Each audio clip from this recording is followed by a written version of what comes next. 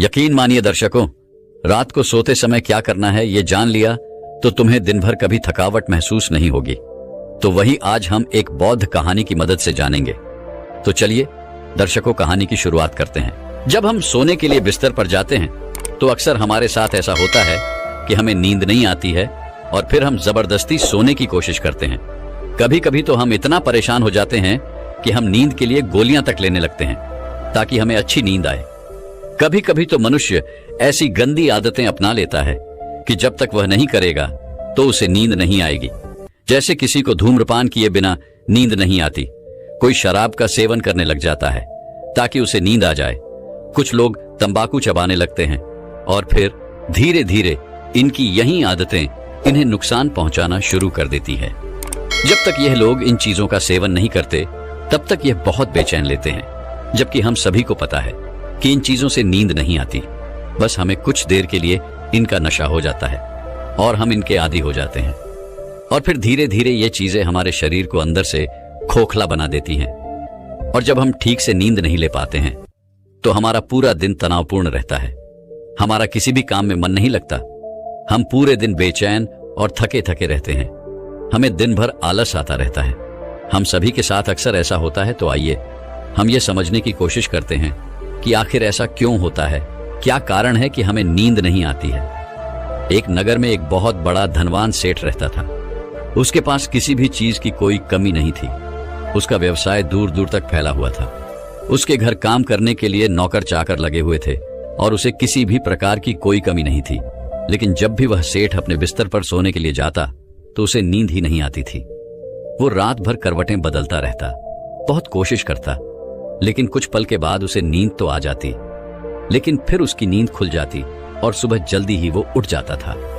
वो सेठ इस चीज से बहुत परेशान रहता कि आखिर उसे नींद क्यों नहीं आती। दिन भर काम करने के बाद भी वह ठीक से क्यों नहीं सो पाता।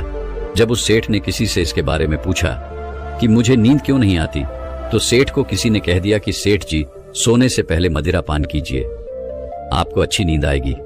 वैसे तो वो सेठ शराब का सेवन नहीं करता था, लेकिन अच्छी और चैन की नींद पाने के लिए सेठ ने शराब पीनी शुरू कर दी। जब वो सेठ शराब पीता तो कुछ देर तक तो उसे उसका नशा रहता, पर जैसे ही शराब का नशा उतरता उसकी नींद खुल जाती। अब तो सेठ रोज ऐसा करने लग गया। सेठ को लगने लगता कि शराब पीने की वजह से वो सो जाता है, लेकिन धीरे धीरे सेठ को शराब की लत लग जाती है। अब वो और भी ज्यादा बेचैन रहने लग गया। अब जब तक वो शराब नहीं पिएगा उसे नींद ही नहीं आएगी।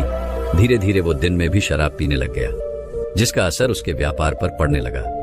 अब तो वो पहले से भी ज्यादा बेचैन रहता। अब तो उसका मन व्यापार में भी नहीं लगता था। धीरे धीरे उस सेठ का व्यापार घाटे में जाने लगा, जिससे वो तनावपूर्ण जीवन जीने लगा। उसे समझ ही नहीं आ रहा था कि यह सब उसके साथ क्या हो रहा है। तभी किसी ने उसे बताया कि पास के नगर में ही गौतम बुद्ध आए हुए हैं। गौतम बुद्ध का नाम सुनकर वह सेठ उनसे मिलने के लिए निकल पड़ा, क्योंकि उस सेठ को पता था कि गौतम बुद्ध अवश्य ही उसकी समस्या का समाधान बता देंगे। वह सेठ गौतम बुद्ध के पास जाकर उनको प्रणाम करता है। उस समय बुद्ध लोगों को उपदेश दे रहे थे तो वह सेठ भी उनके उपदेश सुनता है। वह उपदेश खत्म होने के पश्चात वो सेठ बुद्ध से कहता है कि बुद्ध, मेरे पास बहुत धन दौलत थी, किसी चीज की कोई कमी नहीं थी, लेकिन फिर भी मैं कभी चैन की नींद नहीं ले पाता था। बहुत कोशिश करने के बाद भी मुझे ठीक से नींद नहीं आती थी। तभी किसी ने मुझसे कहा कि अगर मैं शराब का सेवन करूं तो मुझे अच्छी नींद आएगी, लेकिन मैं शराब का अधीन हो गया। मुझे कुछ पल के लिए तो नींद आ जाती, पर मैं फिर से उठ जाता। मैं और भी ज्यादा बेचैन रहने लगा। शराब पीने के कारण और ठीक से नींद नहीं लेने की वजह से मैं बहुत बेचैन रहता हूं। मेरा किसी भी काम में मन नहीं लगता, जिस वजह से मेरा व्यवसाय भी अब घाटे में जा रहा है। हे बुद्ध, आप ही मुझे इन सब से बाहर निकालो। आप मुझे ये बताओ कि आखिर मुझे ठीक से नींद क्यों नहीं आती है। उस सेठ की पूरी बात गौतम बुद्ध बड़े ध्यान से सुनते हैं और फिर उससे कहते हैं कि आज मैं तुम्हें जो बताऊंगा वह सुनने के बाद तुम्हें खुद ही पता चल जाएगा कि आखिर तुम्हें ठीक से नींद क्यों नहीं आती है। यह सुनकर सेठ कहता है कि बुद्ध, मुझे आप जल्दी बताइए कि आखिर वो कौन सी बातें हैं जिनसे मुझे ठीक से नींद नहीं आ पाती है। तब गौतम बुद्ध सेठ से कहते हैं कि मैं तुम्हें 7 मुख्य कारण बताऊंगा जिनकी वजह से इंसान को नींद नहीं आती है। जिनमें से पहला मुख्य कारण है तुम्हारे सोने से पहले के विचार। जब भी हम सोने के लिए जाते हैं उससे पहले हमारे मन में बहुत सारे विचार चलते रहते हैं, और जब हम सोते हैं तो हमारे अंदर हमारा अवचेतन मन जाग जाता है, और फिर पूरी रात हमारे मन में वो विचार चलते रहते हैं, और फिर जब हम सुबह उठते हैं तो हम उन्हीं विचारों के साथ उठते हैं। इसीलिए हम सोने के पहले नकारात्मक विचारों के साथ सोते हैं, तो हम उठते भी नकारात्मक विचारों के साथ ही हैं, जिससे हम थका थका और कमजोर महसूस करते हैं। और वही अगर हम सकारात्मक विचारों के साथ सोते हैं तो हमारे मन में पूरी रात सकारात्मक विचार ही चलते रहते हैं, जिससे जब हम उठते हैं तो हम सकारात्मक विचारों के साथ ही उठते हैं, जिससे हमें थकानी होती है, हम पूरे दिन ऊर्जावान रहते हैं, परेशान रहते हैं। इसके अलावा अगर हम सोने से पहले सारे विचार ही खत्म कर दे तो हम अच्छे से गहरी नींद ले सकते हैं। जब हमारे मन में कोई विचार नहीं रहता है तो हमें गहरी नींद आती है, हम चैन से सो पाते हैं। विचारों को शांत करने के लिए हम सोने से पहले ध्यान भी कर सकते हैं, जिससे कि सारे विचार खत्म हो जाएंगे और हम अच्छी तरीके से सो पाएंगे। फिर गौतम बुद्ध दूसरा कारण बताते हुए कहते हैं कि हमारा निश्चित समय पर नहीं सोना। हम क्या करते हैं कि देर रात तक जागते रहते हैं, अलग ही विचारों की दुनिया में खोए रहते हैं। कभी हम बहुत जल्दी सो जाते हैं तो कभी हम बहुत लेट सोते हैं। इसीलिए हमें सोने का समय निर्धारित करना चाहिए, क्योंकि जैसा हम करते हैं धीरे धीरे हमारा मन भी उसी प्रकार से कार्य करने लगता है, और फिर जब आपका सोने का समय होता है तो आपको अपने आप ही नींद आना शुरू हो जाती है। गहरी नींद नहीं आने का तीसरा कारण है कि हम बिस्तर पर बहुत सारे कार्य करते हैं, जबकि बिस्तर सिर्फ हमारे सोने के लिए होता है। लेकिन तुम लोग क्या करते हो, खाना भी बिस्तर पर ही खाते हो, तुम अपने व्यवसाय का काम भी बिस्तर पर ही करते हो, बिस्तर पर बैठकर ही तुम लोग आपस में बातें करते हो। अब तुम मुझे ये बताओ कि बिस्तर तुम्हारे सोने के लिए है तो तुम उस पर अन्य कार्य क्यों करते हो? बिस्तर तो सदैव सोने के लिए ही होता है। हमें बिस्तर पर तभी आना चाहिए जब हमें सोना हो, ताकि हमारे मन को यह पता चल सके कि अब बस हमें सोना है।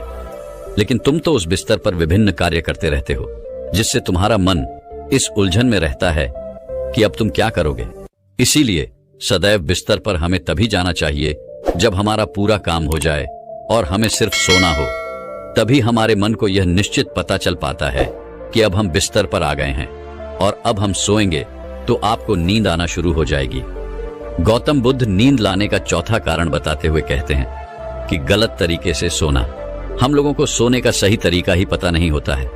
हम तो कैसे भी सो जाते हैं, कभी उलटे तो कभी सीधे, कभी गुटमुट होकर, तो कभी हम हाथ पैरों को मोड़कर सोते हैं, नरम गदों का प्रयोग करते हैं, जबकि ये सभी तरीके गलत होते हैं। क्योंकि जब हम उल्टे सोते हैं तो हमारे शरीर के अंगों पर दबाव पड़ता है, जिससे हमें तनाव पैदा होता है। जब हम नरम मखमल के गद्दे पर सोते हैं तो हमारी रीढ़ की हड्डी झुक जाती है, जो कि तनाव पैदा करती है। कई बार तो हम अपने सिर के नीचे मोटे तकिए का प्रयोग कर लेते हैं, जिससे हमारी गर्दन अकड़ जाती है। इन सभी तरीकों से सोने से हमें तनाव पैदा होता है और हमें ठीक से नींद नहीं आती है। इसीलिए हमें सदैव सोने के लिए सही तरीके से सोना चाहिए। फिर गौतम बुद्ध ने नींद लाने का पांचवा कारण बताते हुए कहा कि बहुत ज्यादा मात्रा में भोजन करना और ऐसा भोजन करना जो देर से पचता हो। हम लोगों को यही पता नहीं है कि हमें कैसा भोजन करना चाहिए और कितना भोजन करना चाहिए। हम तो रात को उठ के भोजन कर लेते हैं, जबकि हमें भोजन कम मात्रा में करना चाहिए। जहां आप 3 रोटी खाते हैं वहां आपको 2 ही रोटी खानी चाहिए, क्योंकि रात को हम भोजन करने के उपरांत कुछ भी कार्य नहीं करते हैं और बिस्तर पर जाकर लेट जाते हैं, तो हमारा वो भोजन पचता नहीं है। और जब हम ज्यादा भोजन कर लेते हैं तो हमें नींद भी नहीं आती है। और हमें कभी भी तला भुना हुआ भोजन भी रात को नहीं खाना चाहिए। मगर अक्सर हम लोग तो रात को ही अपना मुख्य भोजन खाते हैं। शादी समारोह में जाकर खूब तला भुना हुआ भोजन करते रहते हैं, जबकि तला हुआ भोजन देर से पचता है। इसीलिए हमें ऐसा भोजन नहीं करना चाहिए।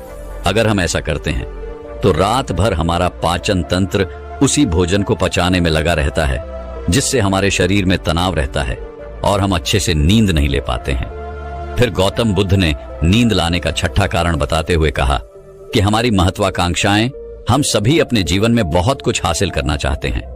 सारे दिन हम उनको पाने के लिए इधर उधर भागते रहते हैं, और जब हम रात में सोते हैं तब भी हमारे मन में यही विचार चलते रहते हैं कि कल मुझे यह काम करना है, कल मुझे वह काम करना है, और फिर उस काम को कैसे करना है, यही सब हम सोचते रहते हैं। जबकि सोने से पहले हमें इन सब बातों के बारे में कभी नहीं सोचना चाहिए। अपने बाहर के कामों को बाहर ही छोड़ देना चाहिए। सोते समय उन्हें अपने साथ लेकर नहीं सोना चाहिए। लेकिन अक्सर सभी लोग अपने मन में इतना बोझ लेकर सोते हैं, तो फिर गहरी नींद कैसे आएगी। फिर गौतम बुद्ध ने नींद लाने का 7वां मुख्य कारण बताते हुए कहा कि नशा। बहुत से लोग सोने के लिए नशा करना शुरू कर देते हैं। कुछ लोग शराब पीते हैं, कुछ लोग धूम्रपान करते हैं ताकि उन्हें नींद आ जाए। लेकिन फिर धीरे धीरे यही चीजें उन लोगों की आदत बन जाती है, और जब तक वो नशा नहीं करते हैं तब तक उन्हें नींद भी नहीं आती है। इसीलिए हमें कभी भी नींद लेने के लिए नशा नहीं करना चाहिए, क्योंकि नशा करने से हमारा शरीर कमजोर पड़ जाता है। हम पूरे दिन चिड़चिड़े बेचैन रहते हैं। हमें बस शराब तंबाकू यही दिखती रहती है, जिससे ना तो हम दिन में ठीक से रह पाते हैं और ना ही रात में ठीक से सो पाते हैं। गौतम बुद्ध की सभी बातें सुनने के बाद सेठ बोला कि बुद्ध, मुझे यह तो समझ में आ गया कि मुझे नींद क्यों नहीं आती, पर बुद्ध आप मुझे कुछ ऐसे उपाय बताइए जिससे मैं अच्छी नींद ले सकूं। यह सुनकर गौतम बुद्ध सेठ को कुछ नियम बताते हैं। बुद्ध कहते हैं कि सोने से पहले जो भी भोजन करो वो भोजन हल्का होना चाहिए, जैसे कि पाचन तंत्र आसानी से पचा सके, और अत्यधिक भोजन भी नहीं करना चाहिए। अगर आप तला भुना भोजन खाते हो तो उसे सोने से 3-4 घंटे पहले ही खा लो। जब आप सो तब तक वो भोजन पच जाए। फिर गौतम बुद्ध ने कहा कि तुम सोने जाओ उससे पहले गुनगुने पानी से स्नान कर लो, क्योंकि जब हम स्नान करते हैं तो इससे हमारी त्वचा की गंदगी ही साफ नहीं होती, हमारे मन की गंदगी भी साफ हो जाती है। जब हम चिंता या फिर तनाव में होते हैं तो स्नान करने से हमारी सारी चिंता समस्या दूर होती है। हमारा मन बहुत हल्का हो जाता है, जिससे हमें आसानी से नींद आ पाती है।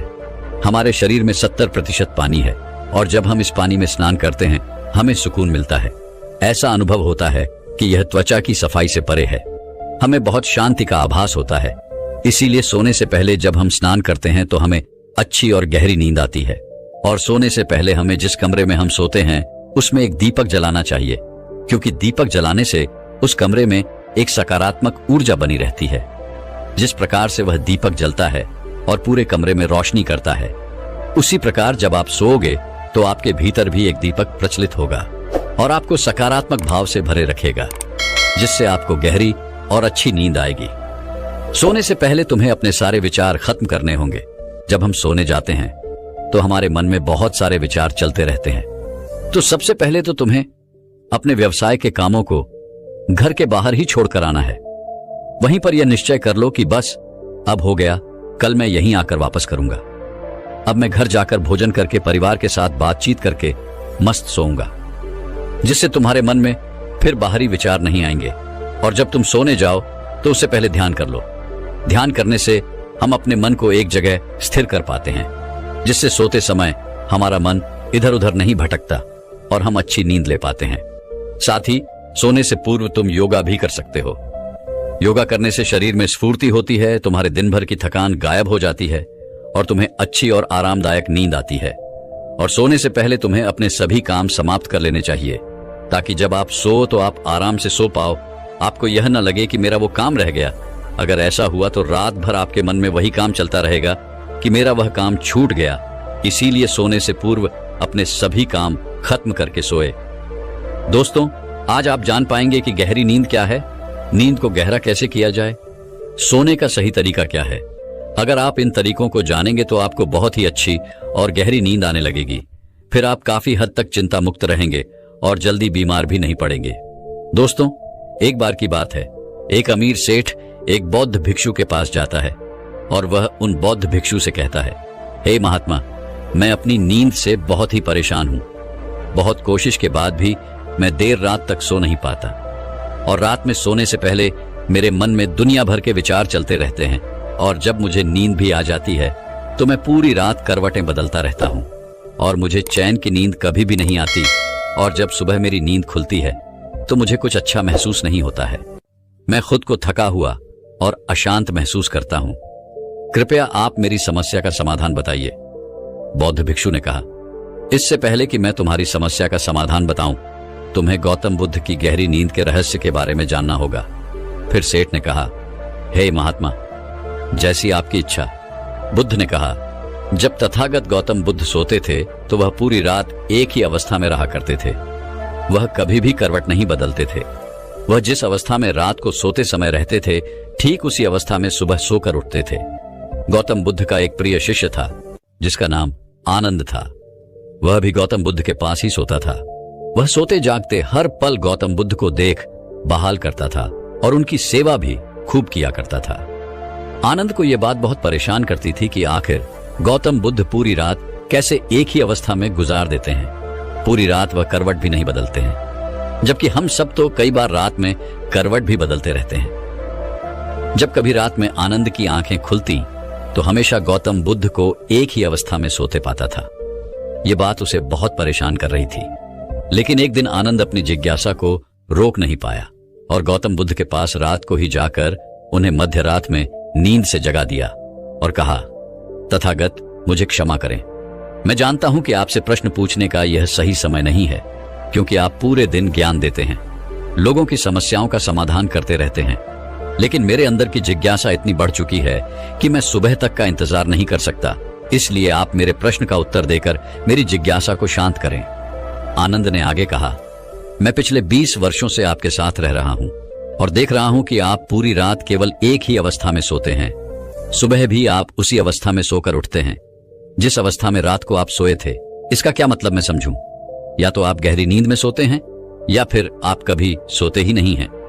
गौतम बुद्ध आनंद की तरफ देखकर मुस्कुराते हैं और कहते हैं, मैंने अपने लिए सोने की सबसे अच्छी अवस्था को खोज लिया है।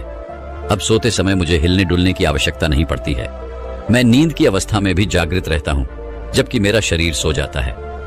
प्रश्न ये नहीं है नींद की अवस्था में भी शरीर हिलता है कि नहीं, शरीर क्यों एक स्थिर अवस्था में रह नहीं पाता, इसका असली कारण है मन। यह मन ही है जो कि शांत और स्थिर नहीं रह पाता। और यही कहा है कि नींद की अवस्था में भी हम अपने शरीर को हिलाते रहते हैं। लेकिन मैं इन सब चीजों से परे आ चुका हूं। अब मेरे अंदर मन जैसा कुछ बचा ही नहीं है। जब मैं सोने जाता हूं तो मेरा शरीर बस एक मृत शरीर की भांति हो जाता है। मन में जैसे कुछ भी बचता नहीं है, मेरे अंदर कुछ भी विचार नहीं चलते रहते हैं। गौतम बुद्ध कहते हैं, आनंद, क्या तुमने कभी मृत शरीर को अपनी अवस्था बदलते हुए देखा है? यह तो केवल हमारा मन ही है, क्योंकि हमारी गहरी नींद की अवस्था में भी यह सब काम करवाता रहता है। एक बार मन स्थिर हो जाए, मन हमारा शांत हो जाए, तब तुम्हारा शरीर एक गहरी नींद की अवस्था में चला जाएगा। कहानी खत्म करने के बाद बौद्ध भिक्षु ने उस सेठ से कहा, एक जागृत इंसान नहीं केवल अपने शरीर को पूरी जागरूकता के साथ देखेगा, बल्कि वह अपने मन को भी जागरूकता के साथ देखता रहता है। एक जागृत सामान्य आदमी की तरह नहीं होती। जब एक सामान्य आदमी सोता है तो वह अचेतन हो जाता है, लेकिन जब एक बुद्ध व्यक्ति सोता है तो वह जागरूकता के साथ सोता है। जैसे सुबह आंखें खुली होती हैं, वैसे ही व्यक्ति की नींद में भी होती है। इसलिए ऐसा कहा जाता है कि वह व्यक्ति कभी सोते ही नहीं है। जब इंसान सोने जाता है तो उसे नहीं पता चलता कि वह कब सो जाता है। लेकिन यह तुम जागने और सोने के बीच के छोटे से तरल में जागृत रह पाए तो कुछ घटित होगा जो तुम्हें जागरूकता के और करीब लाता जाएगा। यह सोचकर सेठ ने कहा कि महात्मा जी, आपकी बातें मुझे कुछ समझ में नहीं आ रही हैं। कृपया कर आप मुझे आसान शब्दों में समझाएं ताकि मुझे गहरी नींद का रहस्य पता चल जाए और मैं आसानी से हर रात को एक गहरी नींद ले सकूं और चिंता मुक्त होकर समझ सकूं। इस बात पर वे बौद्ध भिक्षु कहते हैं, देर रात तक जागने और आसानी से गहरी नींद न आने के 5 प्रमुख कारण हैं।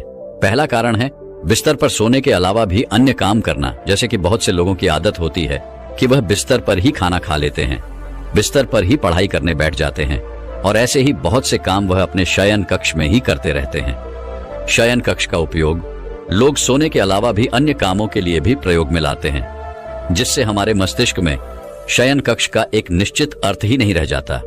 इसलिए जब हम बिस्तर पर सोने जाते हैं तो हमारा मन इस बात को स्वीकार नहीं कर पाता कि अब हमें सोना है, क्योंकि आपने उसकी उसी जगह पर अन्य कामों को करने की आदत डाल दी है। आज के समय की बात करें तो कुछ लोग बिस्तर पर ही अपने ऑफिस का काम भी करने लग जाते हैं। गेम खेलना, मोबाइल में कुछ देखना, सोने के बिस्तर पर ही टेलीविजन को देखना, ये सब काम लोग अपने सोने के स्थान पर ही करने लग जाते हैं और अपना अधिकतर समय वही गुजार देते हैं, जिसकी वजह से हमारा मन इसे स्वीकार ही नहीं कर पाता कि यह सोने की जगह है। और मुझे यहां सोना है, और यही वजह है कि हमारा मन इसे स्वीकार नहीं कर पाता। और जब हम सोने जाते हैं तो हमें नींद ही नहीं आती है, और अगर आती भी है तो काफी देर बाद। और इसके साथ साथ हमारे दिमाग में तमाम तरह के सपने आते रहते हैं जो कि हमें सही से गहरी नींद में सोने नहीं देते। और यही कारण है कि जब हम सोने जाते हैं तो हमें घंटों रात तक नींद नहीं आती है। बौद्ध भिक्षु ने आगे कहा, इस आश्रम में जितने भी भिक्षुक रह रहे हैं सबकी अपनी अपनी सोने की जगह है। जब ये लोग अपनी सोने की जगह पर जाते हैं तो वहां पर सिर्फ वह सोने का काम करते हैं, वह सिर्फ सोते हैं। इस वजह से यहां पर सबको गहरी नींद आ जाती है, और सुबह जब वे सोकर उठते हैं तो बहुत ही अच्छा अनुभव करते हैं, बहुत ही शांति का अनुभव करते हैं। इसलिए जब भी तुम सोने जाओ तो अपनी एक सोने की जगह निर्धारित करो, वहां पर सिर्फ और सिर्फ तुम सोने का काम करो, कुछ भी और तुम्हें वहां करने की जरूरत नहीं है। तभी तुम्हें एक गहरी नींद प्राप्त हो सकती है। बौद्ध भिक्षु ने कहा, गहरी नींद ना आने का दूसरा कारण है सोने का एक निश्चित समय निर्धारित ना होना। लोग इतने ज्यादा अपने कामों में व्यस्त रहते हैं कि वह अपने सोने के सही समय को निर्धारित ही नहीं कर पाते हैं। जब मन में आया सो लिए, और जब मन में आया जाग लिए। इस वजह से उनको गहरी नींद प्राप्त नहीं हो पाती है। आजकल तो लोगों की जिंदगी इतनी ज्यादा व्यस्त हो गई है कि वे ऑफिस का काम देर रात तक करते रहते हैं, अपने सोने का समय निर्धारित ही नहीं कर पाते, जिससे उनका सोने का क्रम बिगड़ जाता है और फिर उन्हें गहरी नींद भी नहीं आती है। फिर वह बौद्ध भिक्षु सेठ से कहते हैं, इसीलिए जब तुम सोने जाओ तो सबसे पहले खुद को खाली कर लो, खुद के मन को खाली कर लो, अपना एक समय निर्धारित करो। उस समय तुम कोई भी कार्य मत करो और अपना सोने का समय निर्धारित करो ताकि तुम्हें समय समय पर नींद आ जाए। बौद्ध भिक्षु ने आगे कहा, नींद न आने का तीसरा कारण है चिंता में सो जाना। कुछ लोग जब सोना चाहते हैं तो दिन भर की परेशानियां, दिन भर की बातें वे सोचने लग जाते हैं, और इस प्रकार वह अपने दिमाग को शांत नहीं कर पाते हैं, चिंता में ही सो जाते हैं। और जब सुबह जागते हैं तो उसी मुद्रा में ही जागते हैं, और फिर सुबह उन्हें बहुत ही थकावट का अनुभव होता है, उनका सर भारी भारी सा रहता है। इसका मुख्य कारण यह है कि वह गहरी नींद में सो ही नहीं पाते, जिसकी वजह से उनकी थकान भी नहीं दूर हो पाती। इसलिए जब तुम सोने जाओ तो बिल्कुल चिंता मुक्त होकर जाओ। भूल जाओ कि तुम्हारे साथ क्या हुआ था, क्या नहीं हुआ था। अपने मन को बिल्कुल खाली कर लो और कुछ भी फालतू के विचार में लाओ। अपने दिमाग में कहने का मतलब यह है, तुम शांत हो जाओ, कुछ भी इधर उधर का मत सोचो अपने बारे में उस समय। और जब सुबह तुम सोकर उठोगे तो तुम बहुत तरोताजा महसूस करोगे। इसलिए तुम जब भी सोने जाओ बिल्कुल चिंता मुक्त होकर जाओ, सारे नकारात्मक विचारों को दूर कर दो। तुम नकारात्मक बातों के बारे में सोचो ही न, सिर्फ अपने बारे में अच्छा सोचो, अपने परिवार के बारे में अच्छा सोचो। अगर तुम ऐसा कर पाते हो तो तुम्हें एक गहरी नींद आ जाएगी। बौद्ध भिक्षु उस सेठ से आगे कहते हैं कि गहरी नींद न आने का तीसरा कारण है भारी भोजन कर लेना। कुछ लोग रात को बहुत सारा खाना खा लेते हैं, जिसकी वजह से उन्हें अच्छी नींद नहीं आती। लोग समझते हैं कि शाम को भारी खाना खाना चाहिए, पर बिल्कुल ऐसा नहीं है। शाम के खाने को तुम हल्का करो ताकि खाना पचने में कोई दिक्कत ना हो। बौद्ध भिक्षु ने आगे कहा, अगर तुम शाम को हल्का भोजन लेते हो तो उसका पाचन बहुत ही अच्छे तरीके से होगा और तुम्हें एक अच्छी नींद की प्राप्ति होगी। भारी खाना खाने से पाचन अच्छा नहीं हो पाता है, जिसकी वजह से तुम रात को करवट बदलते रहते हो। पेट में गैस बनती रहती है जो तुम्हें रात को सही से सोने नहीं देगी। इसलिए जब भी तुम सोने जाओ रात के खाने को हल्का करो ताकि तुम्हें अच्छी नींद की प्राप्ति हो जाए। बौद्ध भिक्षु सेठ से कहते हैं कि नींद न आने का चौथा कारण है बहुत ज्यादा नकारात्मक बातें विचार करना। दोस्तों, जिंदगी मिली है तो दुखों का आना तो तय है। बौद्ध भिक्षु सेठ से कहते हैं, आज दुख तुम्हारी जिंदगी में है तो कल किसी और की जिंदगी में होगा। ये सुख और दुख तो जिंदगी में आते जाते रहते हैं, इससे तुम्हें लड़ना है और उसे हराना भी है। इसीलिए दुख और सुख को तुम स्वीकार करो और नकारात्मक विचारों से दूर रहो। नकारात्मक विचारों के साथ साथ नकारात्मक लोगों से भी दूर रहो, क्योंकि नकारात्मक लोग तुम्हें कभी शांति से नहीं रहने देंगे, वह तुम्हें हमेशा परेशान करते रहेंगे। इसलिए ज्यादा बेहतर होगा कि तुम उन लोगों से दूर रहो। दिखावे के लिए खुद को मत बदलो। अक्सर लोग दिखावे के लिए ही पूरे दिन परेशान रहते हैं। दिखावे से कुछ नहीं होने वाला है, वह सिर्फ और सिर्फ आपको अशांति ही देगा। इसलिए जो है आपके पास उसी में खुश रहो और इस प्रकृति को धन्यवाद दो कि जो भी तुम्हारे पास है वह काफी है, और उसी में आनंद प्राप्त करने की कोशिश करो, वरना ये छोटी सी जिंदगी है, इन्हीं सब में कब बीत जाएगी ये तुम्हें पता भी नहीं चल पाएगा। सुख और शांति की खोज में भटकते भटकते तुम्हारा पूरा जीवन निकल जाएगा। इसलिए जो कुछ भी है तुम उसी में खुश रहने की कोशिश करो, उसी में आनंद प्राप्त करने की कोशिश करो। असली सुख और शांति मन को शांत करने में ही है। जितना भी आपके पास है उसी का आनंद उठाओ, तब तुम अपनी जिंदगी को बहुत ही बेहतर तरीके से जी सकोगे और तुम्हारा मन शांति की खोज में कहीं भटकेगा नहीं। अगर तुम्हारे पास बहुत पैसा भी है तब भी तुम्हें चैन की नींद नहीं मिल पाएगी जब तक कि तुम्हारे पास जितना है उसमें तुम सुख का अनुभव नहीं कर पाते हो। इसलिए पैसा कमाना भी जरूरी है ताकि तुम्हारी जरूरत की चीजें पूरी हो सके। लेकिन अगर तुम जरूरत से ज्यादा पाने की कोशिश करोगे तो इस कोशिश में पूरी जिंदगी निकल जाएगी, लेकिन कभी भी तुम्हें शांति नहीं मिल पाएगी। नींद न आने का 5वां कारण है चारों तरफ का अशांत माहौल। बुद्ध ने तो सेठ से कहा, जहां पर तुम सोने जाते हो चारों तरफ का माहौल शांत रखो। इसके लिए तुम अपने कमरे में एक दीपक जला सकते हो। दीपक के जलने से तुम्हें एक शांत माहौल मिलेगा। दोस्तों, आज के समय भी जब आप सोने जाएं तो लाइट आप बंद कर दें, लेकिन घर के एक छोटे से कोने में एक दीपक जलते हुए रहने दें। उससे उस पूरे कमरे का एक अच्छा वातावरण बना रहेगा। जब भी आप सोने जाएं तो टैब, रेडियो, टेलीविजन ये सब की आवाज बंद कर दे ताकि सोने में कोई असुविधा ना हो। बौद्ध भिक्षु उस सेठ को ये सारी बातें बताकर शांत हो गए। सेठ को भी बौद्ध भिक्षु से जो कुछ खास सीखने को मिला था, आज तक उसने कहीं भी यह सब नहीं सीखा था। आज तक उसने कभी भी ऐसे सुख का अनुभव नहीं किया था। उसे बहुत ही शांति की अनुभूति भी हो रही थी। वह उन बौद्ध महात्मा को दंडवत प्रणाम करता है और वहां से चला जाता है, और घर आकर वह अपने घर वालों को भी यह सारी बातें बताता है। वह उन बौद्ध भिक्षु के द्वारा बताई गई बातों का पालन करने लग जाता है, जिससे उसे गहरी नींद की प्राप्ति होती है। अब वह प्रतिदिन पहले से बहुत ज्यादा सुख और शांति का अनुभव कर रहा था और उसे गहरी नींद भी आने लगी थी। क्या आपको रातों को नींद नहीं आती? क्या आप भी करवटें बदलते रहते हैं और चैन की नींद का सपना देखते हैं? नींद की कमी आपके शारीरिक और मानसिक स्वास्थ्य को बुरी तरह प्रभावित कर सकती है।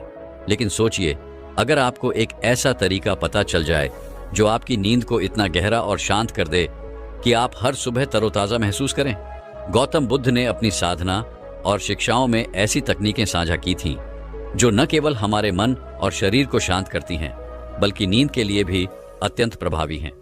क्या आप जानते हैं, बुद्ध की एक खास तकनीक श्वास ध्यान को अपनाकर हजारों लोग रातों को चैन की नींद का आनंद ले रहे हैं।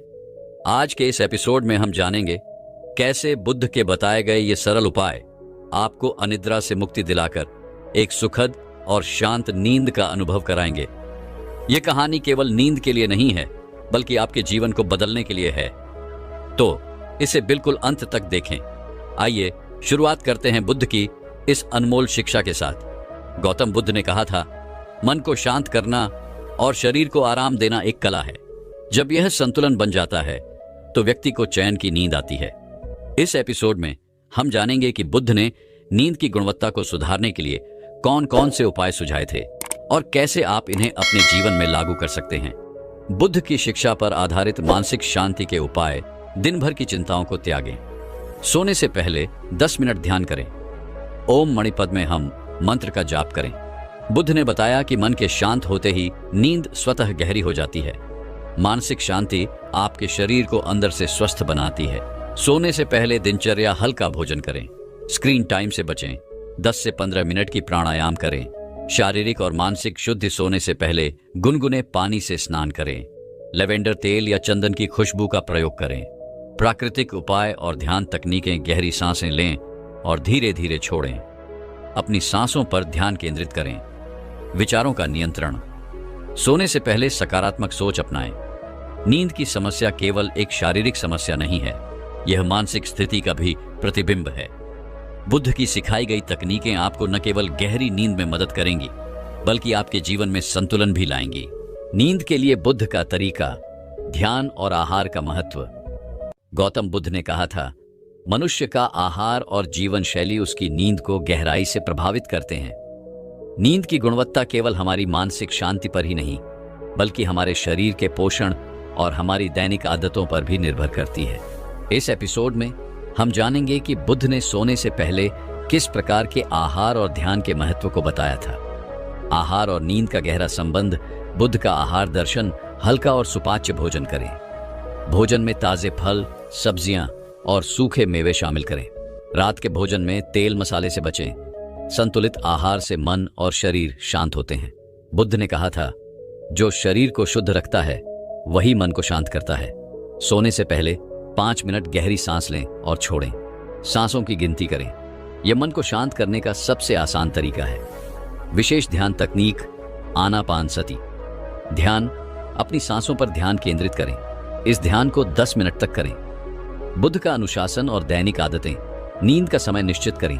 रोज एक ही समय पर सोने और जागने की आदत डालें। सोने से 1 घंटे पहले डिजिटल उपकरणों से दूर रहें। रात की दिनचर्या। सोने से पहले गर्म दूध में हल्दी मिलाकर पिएं। एक सकारात्मक विचार के साथ दिन का समापन करें। बुद्ध की दिनचर्या और साधना से हमें नींद के बारे में और भी गहन शिक्षाएं मिलती हैं। लेकिन क्या आप जानते हैं, बुद्ध ने जागते समय भी कैसे अपने शरीर और मन को आराम दिया? अगले एपिसोड में हम इन रहस्यों को और गहराई से समझेंगे। नींद और मन की शांति। बुद्ध की अनमोल शिक्षाएं। रात की साधना का महत्व। बुद्ध ने कहा था कि सोने से पहले मन को पूरी तरह शांत करना बहुत जरूरी है। अगर मन अशांत है तो शरीर आराम नहीं कर सकता। एक दिन एक शिष्य ने उनसे पूछा, गुरुदेव, जब मेरे मन में कई विचार चलते रहते हैं तो मैं सो नहीं पाता, इसका क्या उपाय है? बुद्ध मुस्कुराए और बोले, सोने से पहले अपनी आत्मा को खाली करो। वह हर विचार को एक नदी की तरह बहने दो। जब नदी शांत हो जाएगी तब तुम्हारा मन भी स्थिर हो जाएगा। रात का अनुष्ठान। मन की सफाई के लिए छोटी प्रार्थना। बुद्ध ने अपने शिष्यों को सिखाया था कि सोने से पहले कुछ क्षण अपनी प्रार्थना में बिताएं। यह प्रार्थना उनके दिन के हर अच्छे और बुरे अनुभव को समर्पित करने का समय होता। जो भी आज हुआ उसे स्वीकार करता हूं। मैं खुद को और दूसरों को क्षमा करता हूं। पवन मुक्तासन, गैस और पाचन सुधारने के लिए। बालासन, शरीर को शांत करने के लिए। शारीरिक आराम का महत्व। शिष्य बोधि वृक्ष के नीचे साधना करते थे। बुद्ध ने उन्हें बताया, शरीर का आराम उतना ही जरूरी है जितना मन की शांति। एक थका हुआ शरीर जागृत मन को भी अशांत कर देता है। जागने का सही तरीका। बुद्ध ने नींद को एक नए दिन की शुरुआत का साधन माना। सुबह उठने के नियम। जागते ही कुछ क्षण आंखें बंद रखें। सूरज के प्रकाश को महसूस करें, वह आपको नई ऊर्जा देगा। ध्यान के साथ दिन की शुरुआत। बुद्ध के अनुसार सुबह का ध्यान पूरे दिन को सकारात्मक बनाता है। यह ध्यान आभार के भाव पर आधारित होना चाहिए। क्या आपने कभी सोचा है कि हमारे विचार हमारी नींद और हमारे सपनों को कैसे प्रभावित करते हैं? बुद्ध के विचार इस गूढ़ प्रश्न का उत्तर देते हैं। अगले एपिसोड में हम समझेंगे कि कैसे सही सोच और दृष्टिकोण हमें न केवल बेहतर नींद बल्कि बेहतर जीवन जीने में मदद कर सकते हैं। नींद और मन की शांति। बुद्ध की अमूल्य शिक्षाएं। गौतम बुद्ध के पास एक दिन एक युवा शिष्य आया। उसकी आंखों में थकावट और मन में अशांति साफ झलक रही थी। उसने कहा, गुरुदेव, मैं चैन की नींद नहीं ले पाता। रात भर विचार मेरे मन को घेरे रहते हैं। क्या आप मुझे ऐसा उपाय बता सकते हैं जिससे मेरी नींद गहरी और सुकून भरी हो? बुद्ध ने एक क्षण के लिए अपनी आंखें बंद की, फिर बोले, नींद केवल शरीर के आराम का साधन नहीं है, यह आत्मा और मन की शांति का माध्यम है। यदि दिन भर के विचारों का बोझ मन पर बना रहे तो चैन की नींद असंभव है। सोने से पहले मन और आत्मा को हल्का करना आवश्यक है। उन्होंने शिष्य से कहा, आओ मैं तुम्हें कुछ आसान तरीके बताता हूं। सोने से पहले मन को हल्का करने की प्रक्रिया। बुद्ध ने सबसे पहले शिष्य को प्रार्थना और क्षमा का महत्व समझाया। दिन भर जो कुछ भी हुआ उसे स्वीकार करो। किसी ने तुम्हारे साथ गलत किया हो तो उसे क्षमा कर दो। इससे तुम्हारा मन किसी भी नकारात्मकता से मुक्त हो जाएगा। उन्होंने यह भी कहा कि हर दिन खुद को भी क्षमा करना सीखो, क्योंकि दोष भावना मन को अशांत करती है। इसके बाद उन्होंने पानी का उदाहरण दिया। जैसे पानी हर चीज को धोकर साफ कर देता है, वैसे ही दिन भर की थकावट को बहा देना जरूरी है। सोने से पहले अपने हाथ पैर धो लो। यह सिर्फ एक क्रिया नहीं बल्कि आत्मा को शुद्ध करने का प्रतीक है। ध्यान और सांसों का महत्व। बुद्ध ने शिष्य को सिखाया कि गहरी सांस लेना और ध्यान करना सोने से पहले मन को शांत करने का सबसे अच्छा तरीका है। उन्होंने कहा, गहरी सांस लो और हर सांस के साथ अपने तनाव और चिंताओं को छोड़ दो। ध्यान करो, लेकिन अपने विचारों से लड़ो मत। उन्हें बहने दो जैसे नदी में पानी बहता है। शरीर और मन के बीच संतुलन। बुद्ध ने शिष्य को सिखाया कि थके हुए शरीर में चैन की नींद संभव नहीं है। उन्होंने कहा, अपने शरीर को आराम दो। सोने से पहले हल्के योग या स्ट्रेचिंग करो। इससे न केवल शरीर बल्कि मन भी शांत होता है। उन्होंने सोने के स्थान का महत्व भी बताया। एक साफ और सुकून भरा बिस्तर चैन की नींद के लिए बहुत जरूरी है। अपने सोने के स्थान को साफ सुथरा और आरामदायक रखो। सुबह की आदतों का महत्व। बुद्ध ने यह भी सिखाया कि चैन की नींद के बाद सुबह की आदतें भी बहुत महत्वपूर्ण होती है। जब सुबह उठो तो सबसे पहले खुद के प्रति आभार व्यक्त करो। यह तुम्हारे दिन की सकारात्मक शुरुआत करेगा। सूरज की पहली किरण को महसूस करो और इसे अपने अंदर ऊर्जा के रूप में प्रवाहित होने दो। उन्होंने कहा, सुबह का ध्यान दिन भर की दिशा तय करता है। यह तुम्हें दिन भर स्थिर और शांत रखेगा।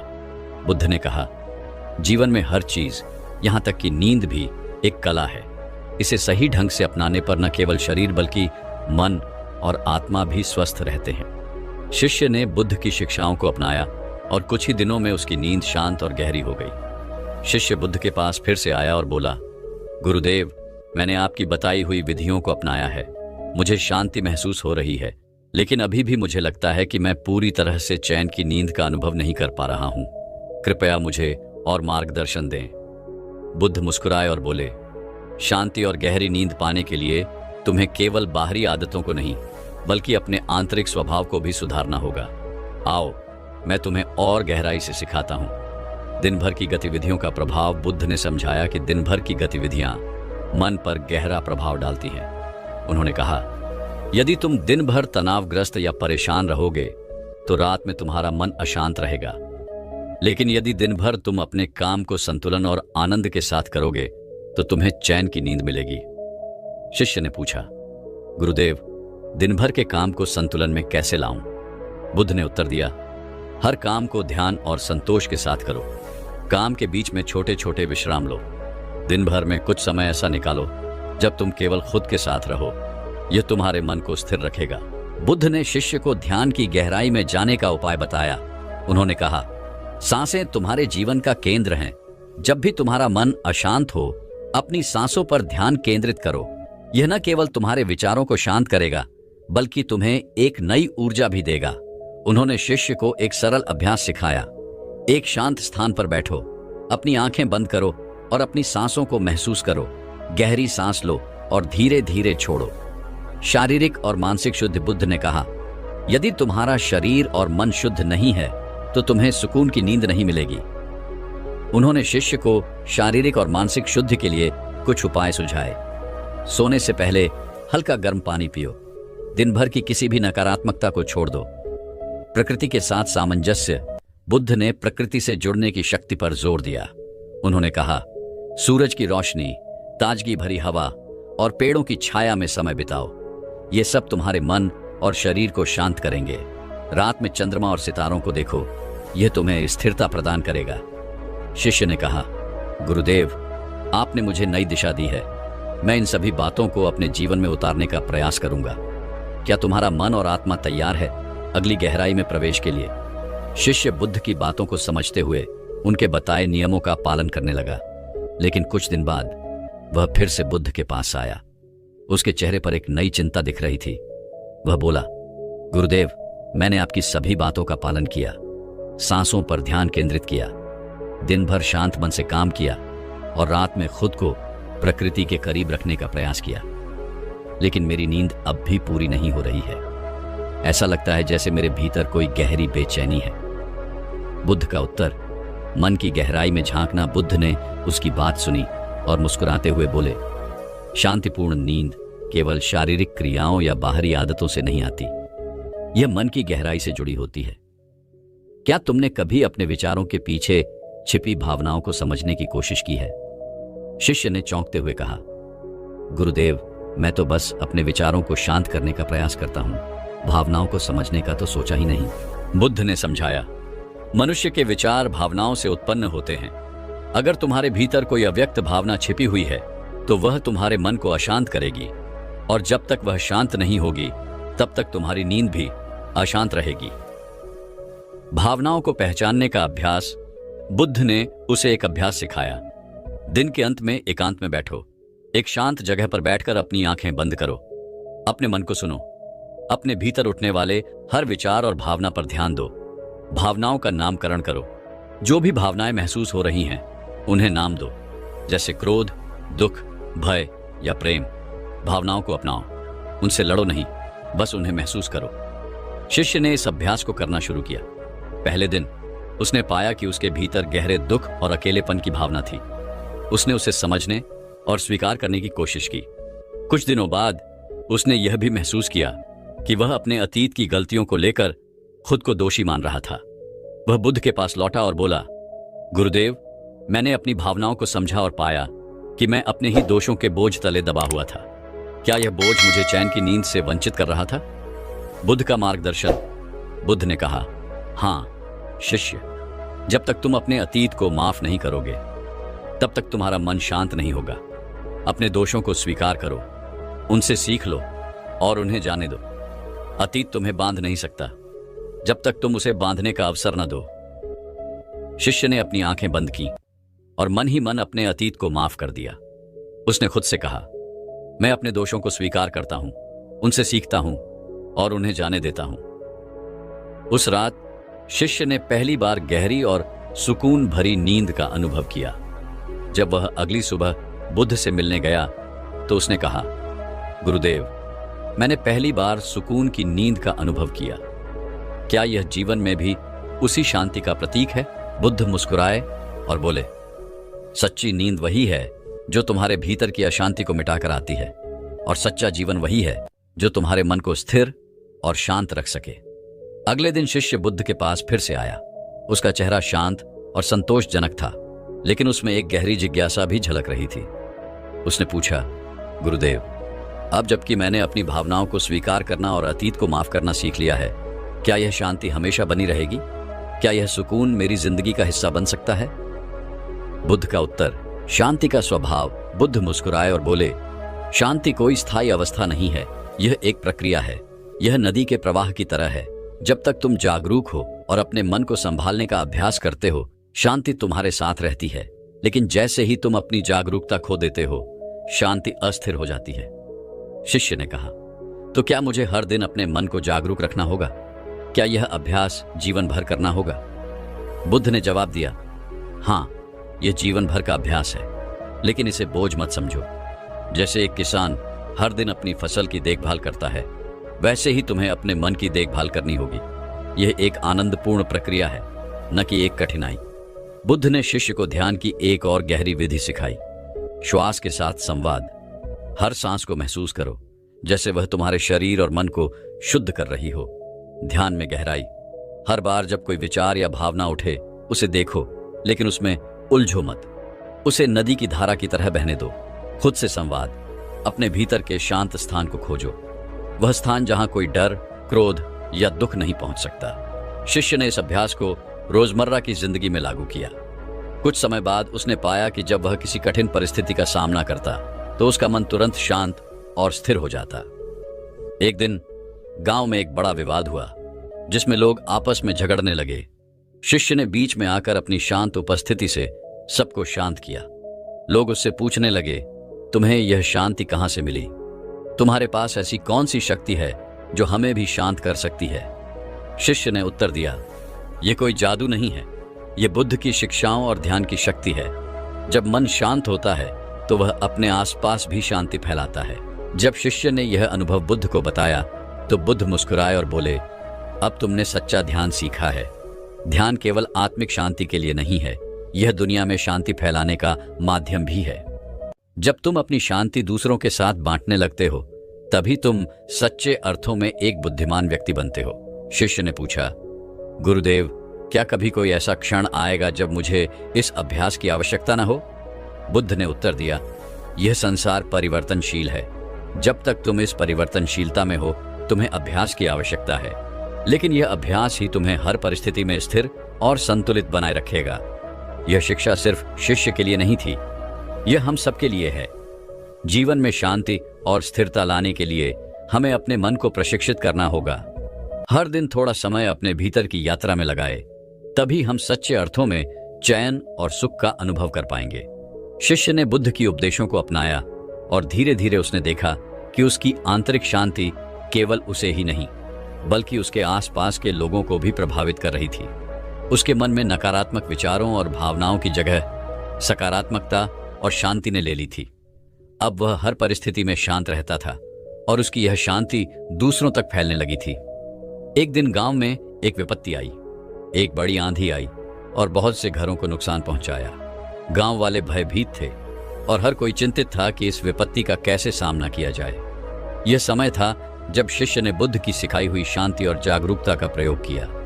गांव में अफरा तफरी का माहौल था, लेकिन शिष्य ने सभी को शांत किया। उसने सभी से कहा, हम सबको इस संकट का सामना एकजुट होकर करना होगा। जब तक हम भीतर से शांत और एकजुट रहेंगे, तब तक कोई भी संकट हमें परास्त नहीं कर सकता।